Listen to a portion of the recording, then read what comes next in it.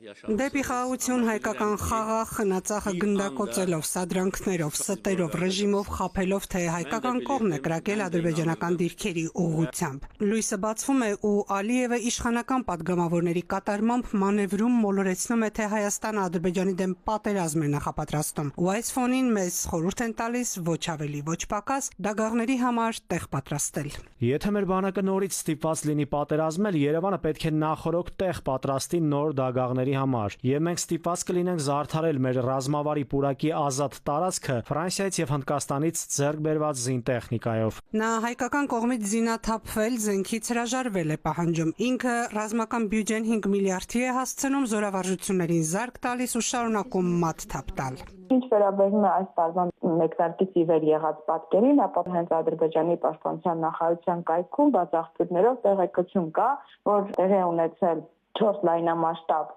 զորավարժություն, մասնավորապես դրանցից 2-ը տեղի են ունեցել, մեկը Թուրքիայի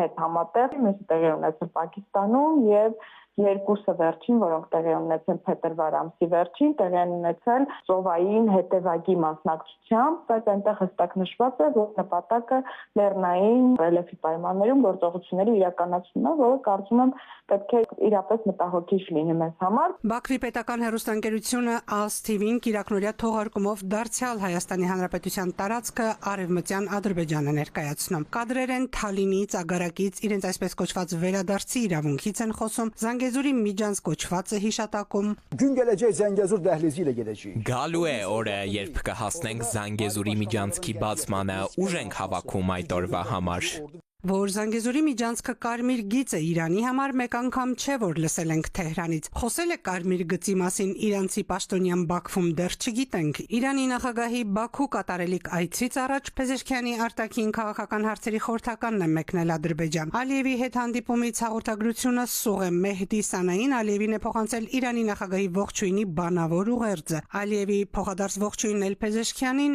իր հետ Թեհրան կտանի։ Իրանցի Սանային նկատենք Բաքու գնաց մի շրջանում, երբ Միացյալ Նահանգների նախագահ Թրամփի բանակցությունների առաջարկը Թեհրանը մերժեց։ Հետևեց տեղեկությունը, որ Իրանն իր հրթիռային համակարգերը բերել է թիվ 1 պատրաստության։ Արևմուտքի մասնագետները Միացյալ Նահանգների Իրանի միջուկային օբյեկտները ռմբակոծելու հավանականությունը 50-50 են գնահատում։ Թուրքիայի եւ Իրանի նախագահներն են հեռախոսով զրուցել նույն օրը, հեռախոսազրույց են ունեցել նաեւ Էրդողանն ու Ալիևը։ Նրանցից մեծը փոքրին հիշեցրել է մեկ ազգ, երկու պետություն են։ Սրան հաջորդեց Ալիև-Փեզեշքյան հեռախոսազրույցն ու Սանային գնաց Բաքու։ Ինչ կա Անկարա, Թեհրան, Բաքու եռանկյունու անկյուններում։ Բաքուն ուզում է հեռու դիրքավորվել իսրայելա-ամերիկյան հակաիրանական դաշնությունից։ Ինչ գին կուզի այդ չեզոքության համար Ալիևը Իրանից կփորձի զիջումներ կորզել։ Եվ ինչ զիջումներ։